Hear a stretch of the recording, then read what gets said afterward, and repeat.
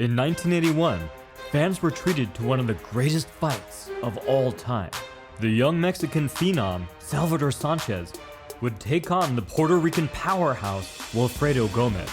Besides the draw in his professional debut, Gomez was a perfect 32-0 with 32 KOs. Up to this point, he had defended his bantamweight title 13 times, and now he would be moving up in weight to challenge Sanchez, who most agree was the greatest boxer to ever come out of Mexico. With a record of 40 wins and 30 KOs, Sanchez was experienced beyond his years, and he was no stranger to hard-hitting adversaries. But then again, he had never seen anyone quite like Gomez in the ring before. Their respective countries already had a heated rivalry, and now their two greatest warriors would face off against each other in what would become known as the Battle of the Little Giants. Wilfredo Gomez had insane power in both hands, and both of them were set up off his tremendous jab. He kept his lead arm lower and half extended so the jab could get there faster, but the way he threw the punch wasn't that impressive. It was what he did with it afterwards, locking his opponent's head in place and obscuring their vision to set up his right. Or baiting a jab defense to set up his left.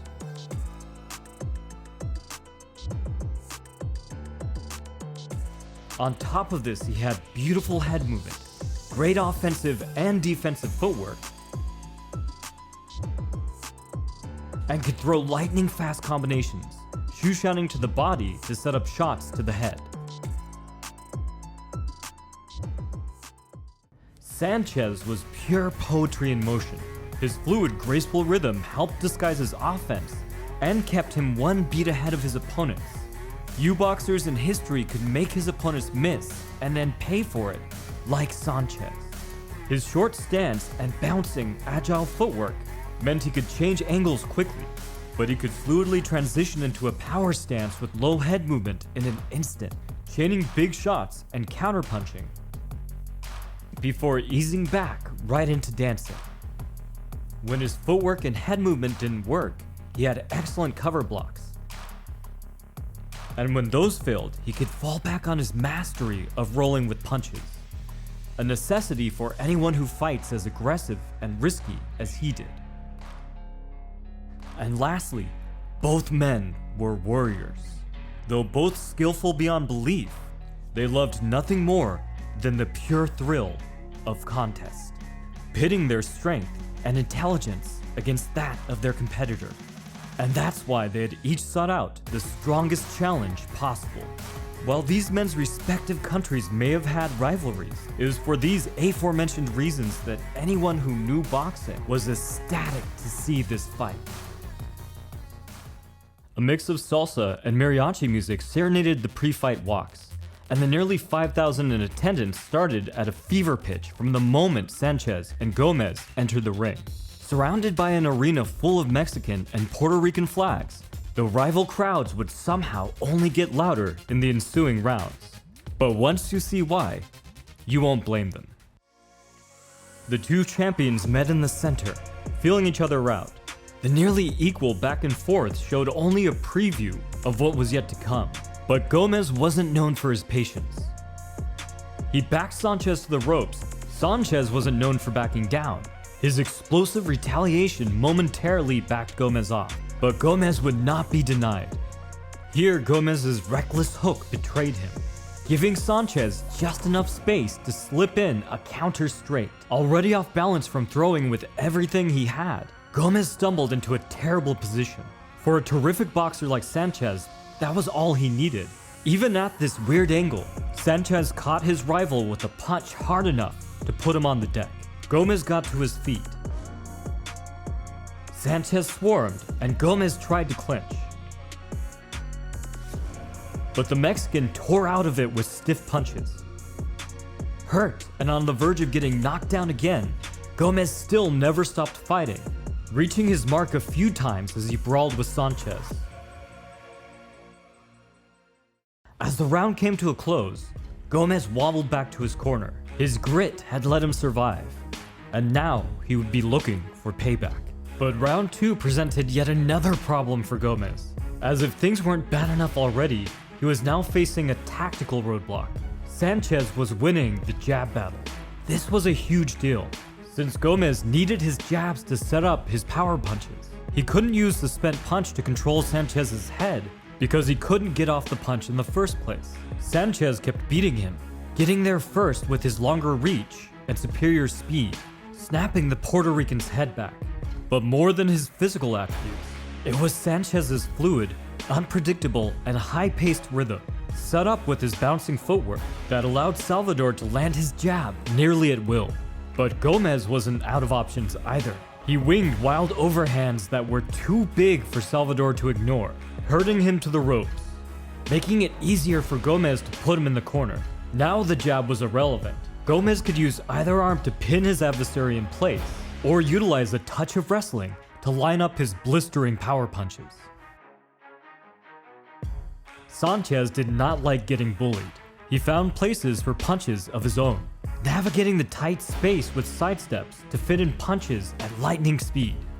The crowd could barely contain itself as the pair traded against the ropes, each showcasing their ability to avoid and absorb each other's best strikes. The bell rang out, and with the near-even second round, Gomez had clawed his way back from a disastrous start. Sanchez may have won the first round war, but the battle of the little giants was far from over. The third round looked like the men were putting on an exhibition to demonstrate head movement. Sanchez started it by slipping and rolling under a right hand. When Gomez leaned his weight on him, Sanchez pivoted outside before shuffling back to avoid a whistling hook. Gomez proved he was just as slick, finally getting his timing down to slip many of Sanchez's jabs. Both fighters were extremely adept at using their head movement to feint and to bait punches for counter opportunities. This fight was no exception, each showing off their best tricks and having moments of success. But ultimately, Gomez was getting the better of these exchanges now. Once he adjusted to Sanchez's speed and rhythm so that he could avoid many of his jabs, he had the breathing room to execute his own game plan. Thanks to his wrestling and investing more in body shots this round, Gomez was consistently opening targets to Sanchez's head. The bell capped off another close round, but it was Gomez who was gaining ground. Sanchez needed to change things up, and that's exactly what he did. He made every effort to maintain his position in the center of the ring, staying put to throw incredible counters and pick away with tight jabs. Shortening the jab and upping the tempo can be especially effective against opponents who utilize big evasive movements, because it forces them to readjust their position and break their rhythm. These jabs didn't hit as hard, but they were piling on. Gomez's eyes were already damaged from the first round, and now they were starting to close, trapping Gomez in a catch-22 where he couldn't see the jabs coming, which made it harder to see the next jabs coming. But he wouldn't have his momentum broken that easily. He finally managed to press Sanchez to the ropes near the end of the round, and he did not waste the opportunity. But rather than look for a way out, Sanchez chose to stand his ground and try for counters. Neither man landed flush thanks to the pair's defensive mastery. They weaved through the fire, confidently tracking where and when they had a chance to counter or defend. Through this firestorm of punches, it was Gomez who began to find the mark with uppercuts, timing Sanchez as he lowered his head.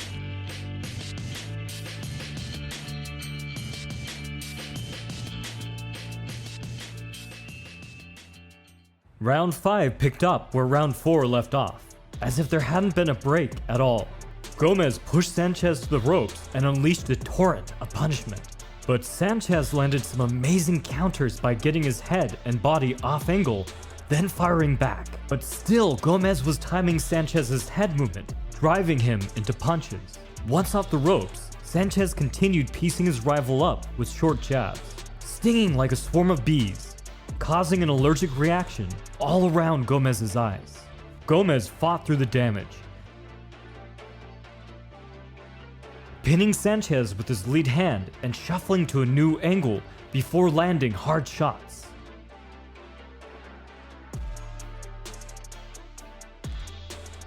But at the end of the round, Gomez's ferocious hook, usually a fight ender, cost him yet again. Sanchez used one of his oldest tricks, rising up from his crouch and retreating just enough to evade the punch.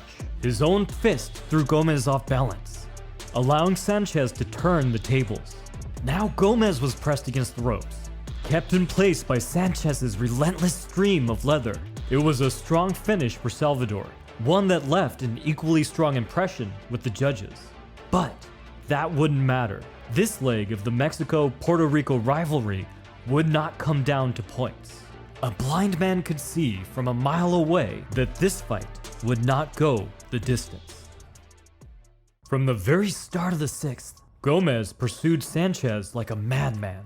Whether he was concerned about the ticking time bomb that was his failing vision, or simply wanted to pay Sanchez back for the final moments in the fifth, he was determined to prove his point. Though he managed to connect with some terrific shots, Sanchez now seemed entirely committed to boxing from long range. Using every bit of stellar footwork that he possessed, he L-stepped and lateral shuffled out of corners, biting into Gomez's eyes with crisp jabs.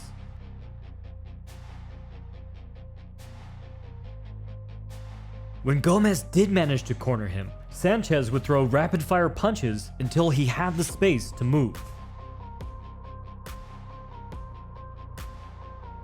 The round came to a close, and while the punch count may not have shown major progress on either side, Sanchez was winning a war of attrition thanks to the ever-worsening disfigurement of Gomez's eyes. Sanchez knew that time was not on Gomez's side. If he so chose, he might be able to take the next few rounds off and wait for the ringside physician to call it off. But for the Mexican warrior, this would not be near good enough. Not for Salvador Sanchez. So in round 7, Sanchez no longer sat behind his jab, once again exchanging in shootouts. And he needed to, because somehow Gomez wasn't done yet, effectively cutting off the ring and shuffling into lead hooks. The two went to work against the ropes. Gomez caught Sanchez with one of the best punches of the fight. A clipping right hook followed by a tight, crushing left hook that turned Salvador's chin and buckled his knees. While this was a fantastic moment for Gomez, it was one of the only times thus far that he truly rattled his opponent.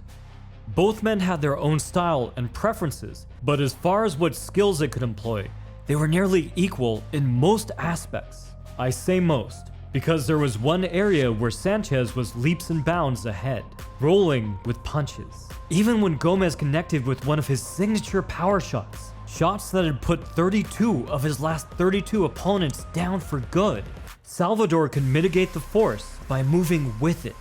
Gomez, on the other hand, rarely did this, meaning that Sanchez's shots tended to land full force. So while both men had landed great shots during the fight, it was Gomez taking on heaps of damage.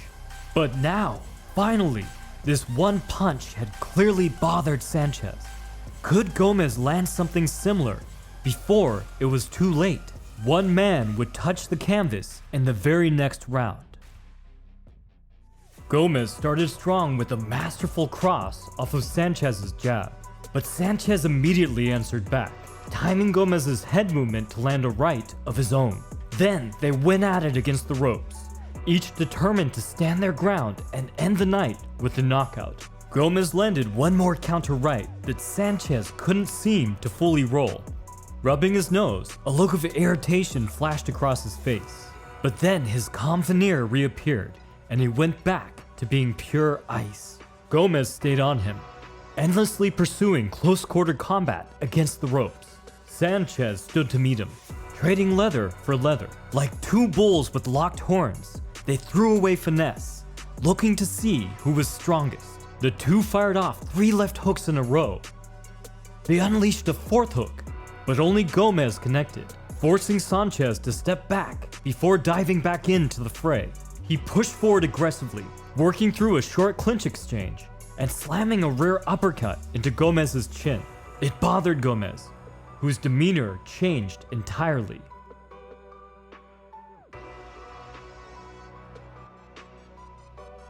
He seemed slow and hesitant to engage, a bizarre sight to anyone who had watched him fight before. Sanchez noticed too. He charged forward and poured it on. And although Gomez connected with the hard right hand, Sanchez rolled it and continued his assault. He crushed Gomez with a right of his own, beating and battering at him, every punch more punishing than the last. All his shots slightly sharper, slightly better aimed. Although the proud Puerto Rican smiled through the punches, his body betrayed him. Gomez went down after a vicious flurry from Sanchez, the punches pushing him through the ropes until he finally fell to the floor. One of the little giants had toppled over, the impact sending shockwaves through the boxing world. Salvador Sanchez had cemented his legacy even further. He was still the featherweight king. Mexican's greatest champion passed away only a year after this fight. He was only 23, so there's no telling what he could have accomplished. If nothing else, we have this tremendous performance. It must be said, Wilfredo Gomez deserves so much more recognition, not only for the rest of his career, but for putting up a great fight and giving us an all-time classic against Sanchez. In fights like these, watching 40 years later, you're somehow still rooting for both men. That's what happens when the best fights the best. If you want to learn more about the sweet science or other forms of martial arts, you can check out my books, linked below. From The Modern Martial Artist, this has been David Christian, wishing you happy training.